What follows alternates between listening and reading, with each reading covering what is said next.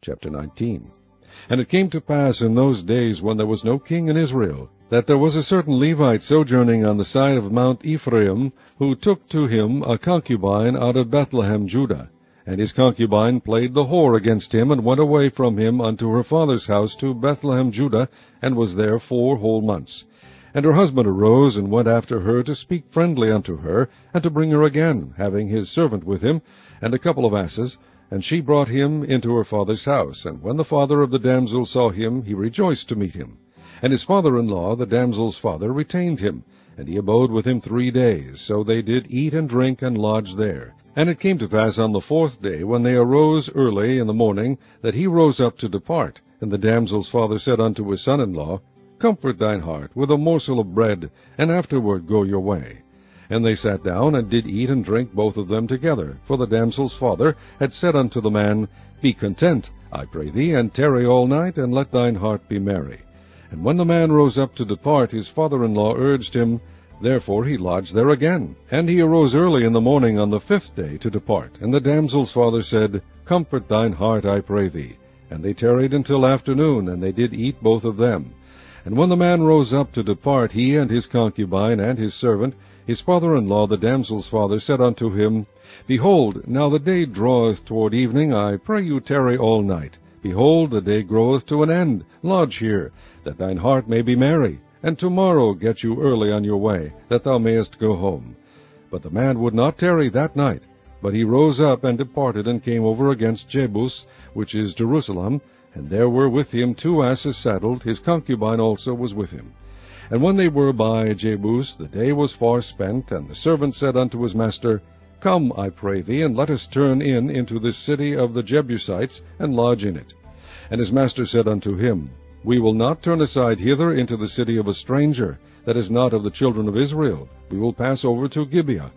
And he said unto his servant, Come, and let us draw near to one of these places to lodge all night in Gibeah, or in Ramah. And they passed on, and went their way. And the sun went down upon them when they were by Gibeah, which belongeth to Benjamin. And they turned aside thither, to go in and to lodge in Gibeah. And when he went in, he sat down in a street of the city, for there was no man that took them into his house to lodging. And behold, there came an old man from his work out of the field at even, which was also of Mount Ephraim, and he sojourned in Gibeah. But the men of the place were Benjamites. And when he had lifted up his eyes, he saw a wayfaring man in the street of the city. And the old man said, Whither goest thou, and whence comest thou? And he said unto him, We are passing from Bethlehemjudah toward the side of Mount Ephraim. From thence am I, and I went to Bethlehemjudah, but I am now going to the house of the Lord, and there is no man that receiveth me to house. Yet there is both straw and provender for our asses, and there is bread and wine also for me, and for thy handmaid, and for the young man which is with thy servants. There is no want of anything. And the old man said, Peace be with thee. Howsoever, let all thy wants lie upon me, only lodge not in the street. So we brought him into his house, and gave provender unto the asses, and they washed their feet, and did eat and drink. Now as they were making their hearts merry, behold, the men of the city, certain sons of Belial, beset the house round about, and beat at the door, and spake to the master of the house, the old man, saying, Bring forth the man that came into thine house, that we may know him.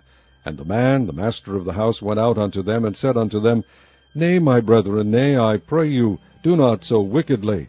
Seeing that this man is come into mine house, do not this folly.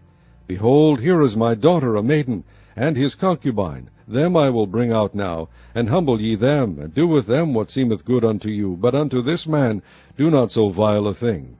But the men would not hearken to him. So the man took his concubine, and brought her forth unto them, and they knew her, and abused her all the night until the morning. And when the day began to spring, they let her go. Then came the woman in the dawning of the day, and fell down at the door of the man's house where her lord was, till it was light. And her lord rose up in the morning, and opened the doors of the house, and went out to go his way. And behold, the woman his concubine was fallen down at the door of the house, and her hands were upon the threshold. And he said unto her, Up, and let us be going. But none answered. Then the man took her up upon an ass, and the man rose up, and gat him unto his place.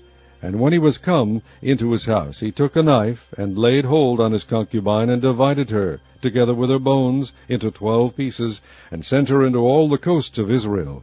And it was so that all that saw it said, There was no such deed done nor seen from the day that the children of Israel came up out of the land of Egypt unto this day.